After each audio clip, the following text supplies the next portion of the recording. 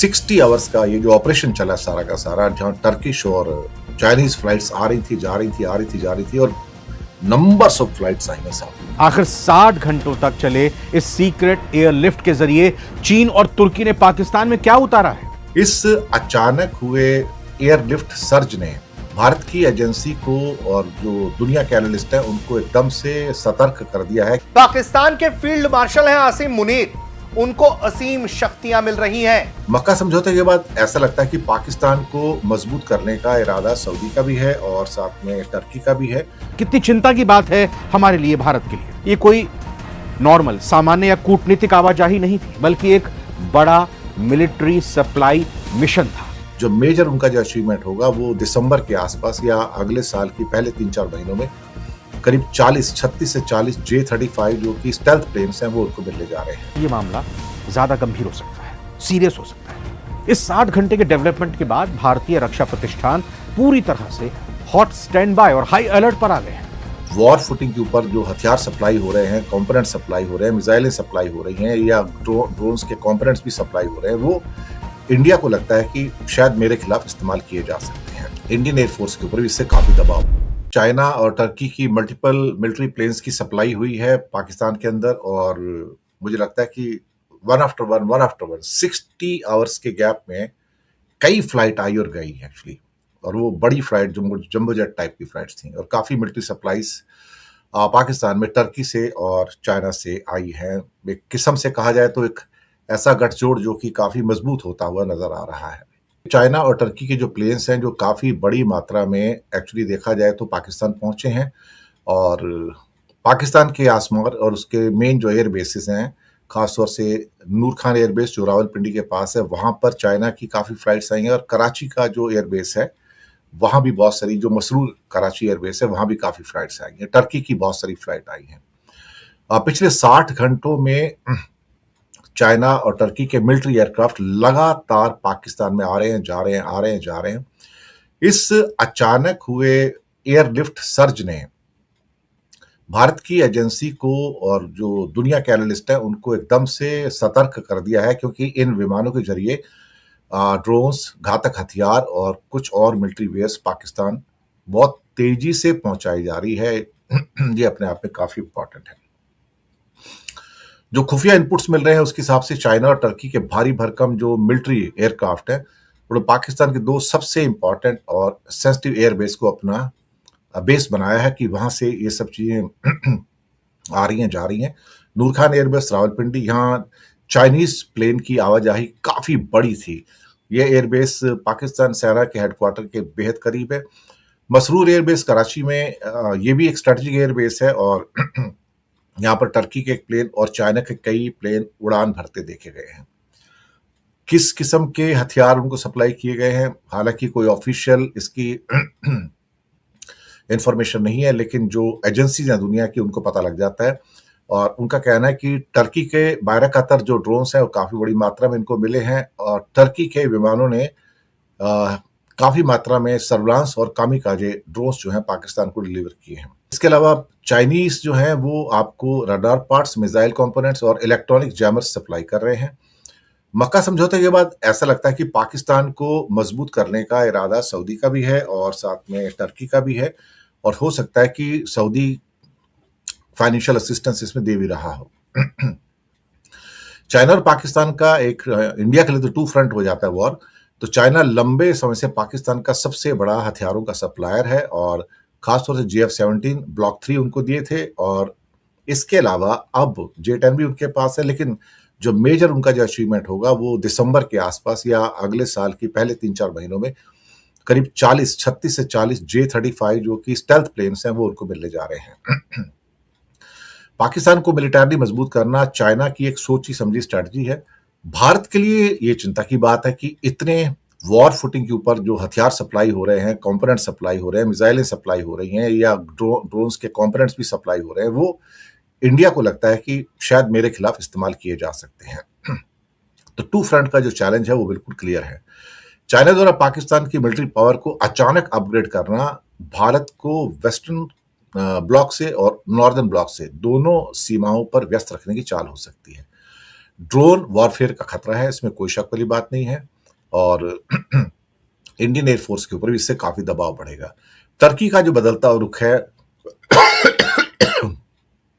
खैर टर्की भारत के साथ तो कभी भी नहीं था, लेकिन 60 घंटे का ये मिलिट्री एयरलिफ्ट ऑपरेशन, ये एक एक्स्ट्रा ऑर्डिनरी ऑपरेशन है, ये नॉर्मल लॉजिस्टिक का हिस्सा नहीं है। इसका मतलब सऊदी, टर्की और पाकिस्तान का जो नया ट्रायंगल बना है, जो मैका डिक्लेरेशन है डिफेंस का, वहां पर कुछ ऐसा हो रहा है जो अपने आप में थोड़ा सा अलग है, और पाकिस्तान अपने आप को काफी हद तक मजबूत कर रहा है, या कहा जाए कि चाइना उसको मजबूत कर रहा है।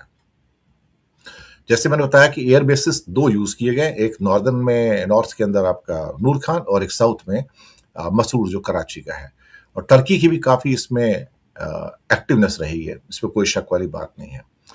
अब जो जखीरा खाली हो गया था उसको भरने की बात है, और अभी पाकिस्तान स्टेल्थ फाइटर जेट्स ले रहा है, और एआईपी की जो सबमरीन्स भी उनको ली हैं वो भी, इंडिया के पास तो एआईपी सबमरीन्स नहीं है, और अभी तक ना ही इंडिया के पास देखा जाए तो कोई स्टेल्थ फाइटर है, जो पाकिस्तान इस साल के एंड में या अगले साल के शुरू में उनको मिलेगा।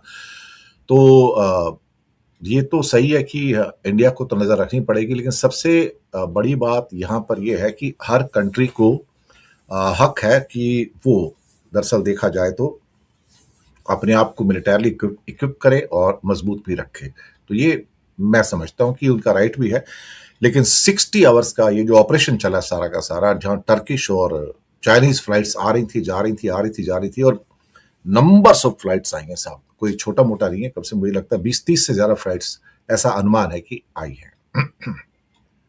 पाकिस्तान के सैन्य हवाई अड्डों पर लगातार 60 घंटों तक चीन और तुर्की के भारी भरकम मिलिट्री ट्रांसपोर्ट एयरक्राफ्ट उतरते देखे गए हैं। आखिर 60 घंटों तक चले इस सीक्रेट एयरलिफ्ट के जरिए चीन और तुर्की ने पाकिस्तान में क्या उतारा है? क्या इस्लामाबाद को advance drones, missile defence system और सैन्य साजो सामान की नई खेप सौंपी गई है भारत के खिलाफ? और सबसे बड़ा सवाल, पाकिस्तान में बन रहे इस चाइना तुर्की पाक यानी सीटीपी एक्सिस को लेकर भारत की खुफिया और रक्षा एजेंसीज कितनी अलर्ट पर है, कितनी चिंता की बात है हमारे लिए, भारत के लिए। तो खबरों और रक्षा सूत्रों के हवाले से जो जानकारी निकलकर सामने आई है वो वाकई चौंकाने वाली है। पहला, चीन और तुर्की की वायुसेना के, उनके एयरफोर्स के भारी मालवाहक जहाजों ने मिलिट्री कार्गो प्लेन से लगातार 60 घंटों तक, 60 आवर्स तक पाकिस्तान के अलग अलग सैन्य एयर बेसिस पर कई चक्कर लगाए, कई फेरे लगाए, लैंडिंग हुई, टेक ऑफ हुए।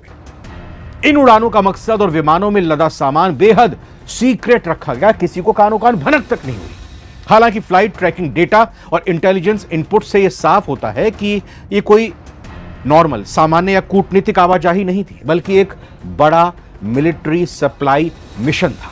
पाकिस्तान लंबे समय से अपने लड़ाकू विमानों, एयर डिफेंस सिस्टम और ड्रोन्स के लिए चीन पर निर्भर रहा है, लेकिन हाल के दिनों में इस गठजोड़ में तुर्की की एंट्री ने रणनीतिक संतुलन को और भी ज्यादा कॉम्प्लेक्स बना दिया है, संवेदनशील कर दिया है।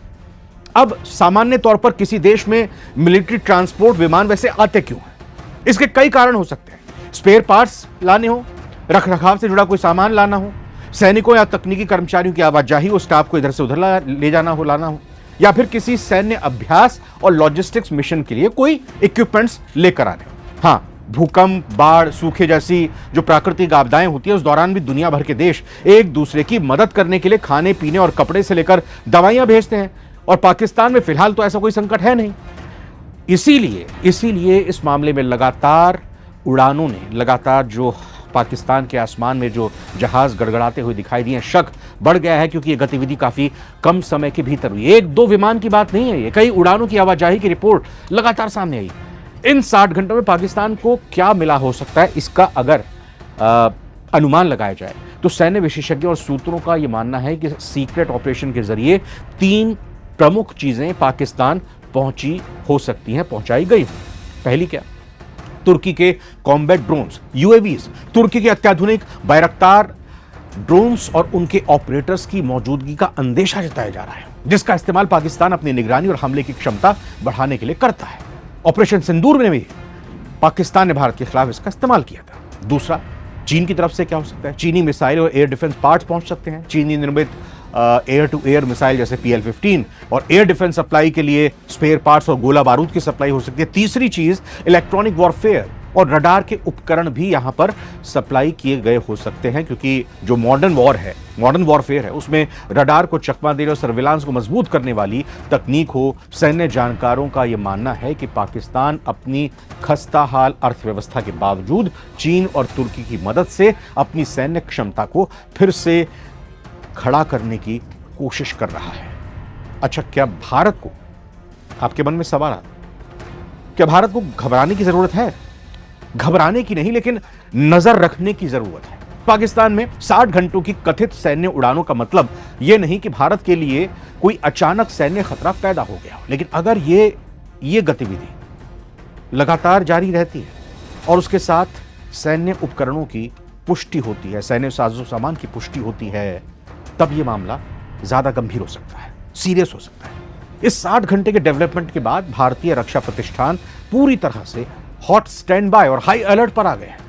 भारतीय इंटेलिजेंस एजेंसीज चीन, तुर्की, पाकिस्तान के इस गठजोड़ को, इस एक्सिस पर पल पल की निगरानी रख रही है। भारतीय सैन्य नेतृत्व ने पहले ही आगाह किया है कि भारत को अब केवल 2 नहीं बल्कि एक ही सीमा पर अप्रत्यक्ष रूप से 3 दुश्मनों चीन, पाकिस्तान, तुर्की का तकनीकी सहारा का, यानी इनका सामना करना पड़ सकता है। पाकिस्तान, चीन और तुर्की का ये 60 घंटों का सीक्रेट एयरलिफ्ट ये साफ संकेत देता है कि दक्षिण एशिया में एक नया रणनीतिक समीकरण शेप कर ले रहा है, आकार ले रहा है। भले ही पाकिस्तान अपनी अंदरूनी चुनौतियों से जूझ रहा हो, लेकिन हथियारों की यह होड़ क्षेत्र की शांति के लिए चिंता का विषय है। दोस्तों, एक बहुत अहम जानकारी पाकिस्तान से, और पाकिस्तान में कुछ ऐसी गतिविधियां हो रही हैं जो आपको जाननी चाहिए। पाकिस्तान के फील्ड मार्शल हैं आसिम मुनीर, उनको असीम शक्तियां मिल रही हैं। पाकिस्तान की सरकार ने उनके हाथ में अब परमाणु की कमान दे दी है, और इन सब के बीच जब यह गतिविधि पाकिस्तान में जारी है, पाकिस्तान में दूसरी तरफ हंगामा है और खबरें हैं कि कुछ कार्गो मिलिट्री विमान जो टर्की के हैं, जो चाइना के हैं, वो पाकिस्तान पहुंच रहे हैं। उनमें क्या ऐसा संदिग्ध सामान है, यह अपने आप में सवाल है। इन तमाम विषयों को कवर करते हुए बातचीत करेंगे। तो सबसे पहले बात पाकिस्तान के सेना प्रमुख आसिम मुनीर की, जो चीफ ऑफ डिफेंस स्टाफ भी बने हुए हैं, और तो और वो अपना प्रमोशन एक बार और करवा रहे हैं। अब उन्हें पाकिस्तान की फेडरल कमेटी ने नए डिफेंस फोर्सेज एक्ट 2026 के मुताबिक जो है नेशनल कमांड अथॉरिटी एक्ट 2010 में संशोधन को हरी झंडी दी, और बताया यह जा रहा है कि सैन्य कमांड स्ट्रक्चर पर बड़ा असर पड़ेगा। इसका जो बदलाव है, आसिम मुनीर के पाकिस्तान में परमाणु कमांड पर प्रत्यक्ष प्रभाव पड़ेगा और इसमें सीडीएफ की भूमिका बढ़ जाएगी। पाकिस्तान का परमाणु बटन किसके पास होगा यह भी आपको बताएंगे, लेकिन चाबी आसिम मुनीर के हाथ आ जाएगी। यानी कि पाकिस्तान के न्यूक्लियर असेट्स का कंट्रोल सीडीएफ के पास होगा, यानी कि जो चीफ ऑफ डिफेंस फोर्सेस है। और कौन है ये? आसिम मुनीर। यानी कि आसिम मुनीर के हाथ में परमाणु स्टोरेज की चाबी आ जाएगी। इससे पाकिस्तान के जो सीडीएफ है, यानी कि जो आसिम मुनीर है इस वक्त, उसको बहुत अहम ताकतें हासिल हो जाएंगी। बीते 60 घंटों के भीतर चीन और तुर्की के सैन्य विमान जो हैं वो पाकिस्तान पहुंचे हैं, जिसमें संभावित हथियार, सैन्य उपकरण की आपूर्ति को लेकर अटकलें हैं। Open source flight tracking data की पड़ताल में तस्वीर थोड़ी अलग है। ज्यादा सावधानी से जो है वो अगर हम उसे पेश करें तो जांच जो है फ्लाइट ट्रैकिंग डेटा की, उसके मुताबिक तुर्की के एक सैन्य परिवहन विमान को लेकर तो जानकारी आई है कि टर्की से एयरफोर्स का एयरबस A400M एल्टास विमान, जिसका रजिस्ट्रेशन जो है और वो तमाम चीजें मौजूद हैं, पाकिस्तान से जुड़ी उड़ान में ट्रैक किया गया है। Open source military aviation tracking के मुताबिक ये विमान 18 अगस्त के आसपास पाकिस्तान में था और वहां से बाद में वो वापस लौट आया। और इससे इतना पता चलता है कि तुर्की का सैन्य विमान जो है, जो मीडिया रिपोर्ट्स में कहा जा रहा है कि 60 घंटे से ट्रांसपोर्ट हुआ है, 60 घंटे तक चाइना और टर्की से, तो उसमें कम से कम एक टर्की का ये विमान तो एस्टैब्लिश, देखिए सैन्य परिवहन विमान इस दौरान पाकिस्तान पहुंचता है, ये एस्टैब्लिश होता है। टर्की से एयरफोर्स का एक और A400M विमान जो है वो भी सक्रिय पाया गया, लेकिन वो एग्जैक्टली कैसे वहां पहुंचा नहीं पहुंचा इसको पुष्टि नहीं कर पाएंगे, क्योंकि कई बार अब ये जो बदमाशी ये कर रहे हैं कि ट्रांसपॉन्डर बंद कर देते हैं, अपना डेटा छिपा लेते हैं और डार्क मोड में उड़ान भरते हैं। तो ये भी एक बड़ा खेल है ताकि कोई दुनिया उसको पकड़ नहीं पाए। इसके अलावा अलावा चाइना के Y-20 सैन्य परिवहन विमान को लेकर भी रिपोर्ट्स में दावा किया जा रहा है कि नूर खान और पाकिस्तान के एयरफोर्स के मसरूर एयरबेस पर ये पहुंचे हैं, लेकिन सार्वजनिक रूप से इसकी हम स्वतंत्र पुष्टि नहीं कर सकते हैं। लेकिन हाँ, ये तो सत्य है और इसको अगर हम एक तरीके से सीक्वेंसिंग में जोड़ें तो जब ऑपरेशन सिंदूर हमने किया था दोस्तों, उससे पहले, ठीक पहले पाकिस्तान के पास चाइना और टर्की के विमान उनके एयरबेसेस पे मौजूद थे। टर्की का कार्गो विमान भी वहां उतरा था, जिस पर हंगामा हुआ तो उसने ये कहा कि जी रिफ्यूलिंग के लिए उतरा था, जबकि सच्चाई ये थी कि टर्की ने अपने हथियार पहुंचाए थे, जिसका साफ तौर पर दिखा भी ऑपरेशन सिंदूर के दौरान कैसे कि उसका इस्तेमाल किया गया। तो ऐसे में इसमें क्या वाकई में कोई हथियार है? क्या मुनीर कुछ और प्लान कर रहा है? जैसे ही उसके हाथ में ये परमाणु का कंट्रोल आ रहा है, स्टोरेज की चाबी आ रही है, तो ऐसे में आने वाले कुछ दिनों, कुछ घंटे में क्या होगा ये देखना बहुत अहम है। लेकिन जिस तरह की गतिविधियां पाकिस्तान के अंदर इस वक्त हो रही हैं वो बहुत संदिग्ध हैं।